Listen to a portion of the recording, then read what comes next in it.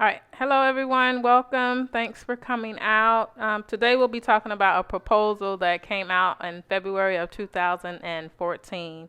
It was a proposal that Jonathan Littman, he's a chief judge in New York of the appeals court. It's an appeal or a proposal for nonviolent convictions to be expunged. So, what do we know about convictions that are occurring today? The most recent statistics that I gathered were from 2003. I recently pulled up a little bit more that we'll go over later from 2011. But according to the U.S. Department of Justice in 2003, over 160,000 people who had been arrested were in the federal prisons. This actually was an increase of 81% compared to data that was collected in 1995. And according to the state prisons, that's actually 3 times more inmates than it was in 2003. More than 55% of federal prisoners are serving time for a drug offense. 13% are of a violent nature. Nearly 72% of the population are nonviolent offenders with no history of violence at all. Among the drug offenders, it's like 50%. They actually fall in the lowest category of offense according to the sentencing guidelines, which is pretty low on the sentencing guidelines.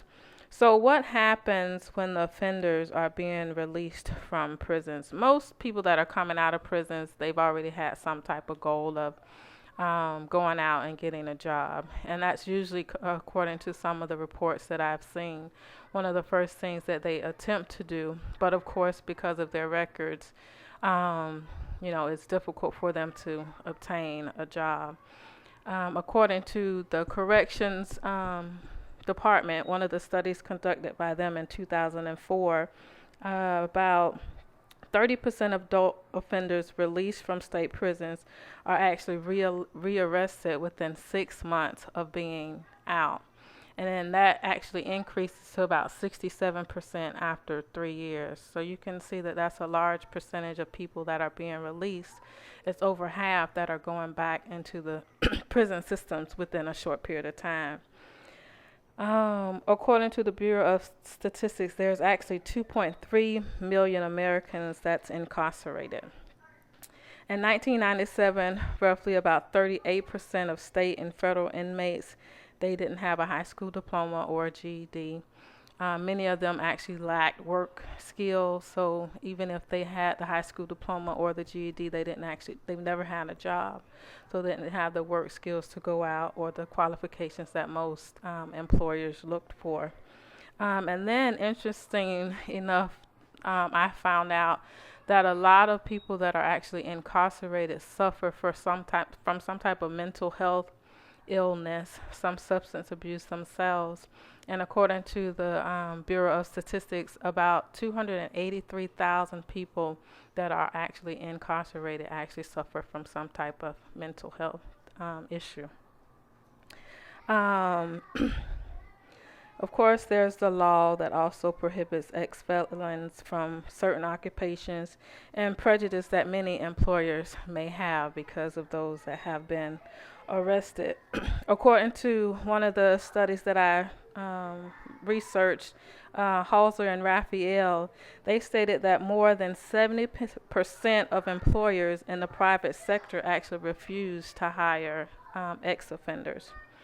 So, what does Littman propose? His proposal is for those who've committed misdemeanors that within 7 years, if they haven't gotten in any trouble at all and they've, maintained a clean record, that their records actually can be expunged.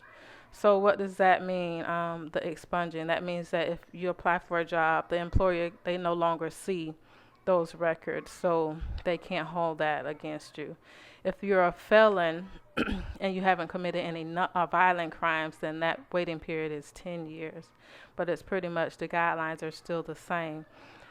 There's a couple of states that's already implemented those guidelines for a lot of ex-offenders, such as New York and Washington, if I'm not mistaken. Of course, there's always going to be some questions. I mean, if I was an employer in a business and I didn't know I was hiring, I find out that I've been robbed, and then to find out from others or word of mouth that this person may have been a thief or money launderer, then that can can be a little difficult. But on the flip side of it all, everybody deserves a second chance, especially if you've gone that period of time without committing any crimes, and then you can't make it hard. We are an unforgiving country at times. And so I believe that it would benefit the person to have those records expunged. It'll help, their family. Most men, our black men, especially the population of inmates, as far as black men, it's like 52% that actually are incarcerated. The percentage, or our population throughout the world, is actually about 16%. We make up about 16% of the world ourselves. So we can see that our population, or our race, is pretty small when you compare it to everyone else. And then half of that population is in prison. So there's some websites that we can go on to write to Congress and different things if you would like to agree with that proposal, or if you would like to see it pass. This presentation here is pretty much just a bulletin board and some graphs of what the statistics for prisoners in 2011 are. It breaks it down into every state, how the arrests have increased and versus decreased and things of that nature. Do you all have any questions?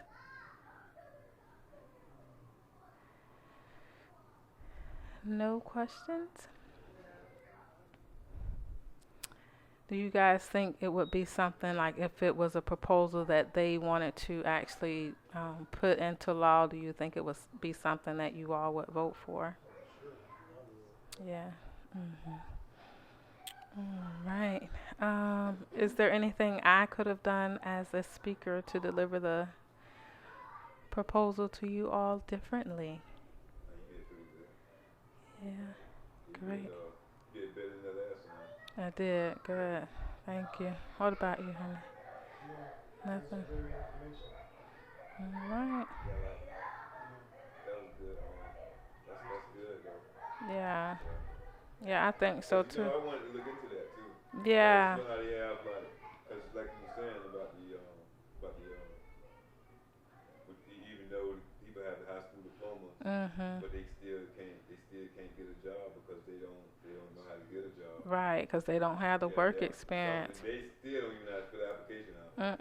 And them applications for myself, I hate filling them out because they so long, and now they want you to have a resume with the application, and then you still have to answer all the other questions. So imagine somebody that don't even have a high school diploma.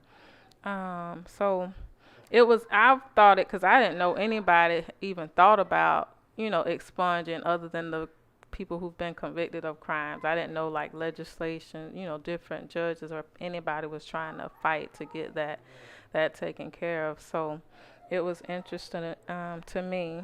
And then I was glad too that they were trying to do that, because I know people who's tried to even go to college who's been arrested, and then even though you get a college degree and you can't use it because then they look back at your records and things. So you do. You've been out of trouble for so long, you deserve. Yeah. And most times those, even the population, the age range are from like 25 to 40, those people that have been arrested and rearrested. So it's as a young adult, but as time goes on, we've got family, we got response and things like that. So our mind states are a little different, and we know we want to be providers. Mostly men anyways want to be able to provide for our families, for their families. And so it's difficult for them to do that. And that's why they end up, I think, going back to jail, because mentally it can be a lot for them to go through and to not feel like they can be that provider. But anyways, thank y'all for coming out, and I appreciate it.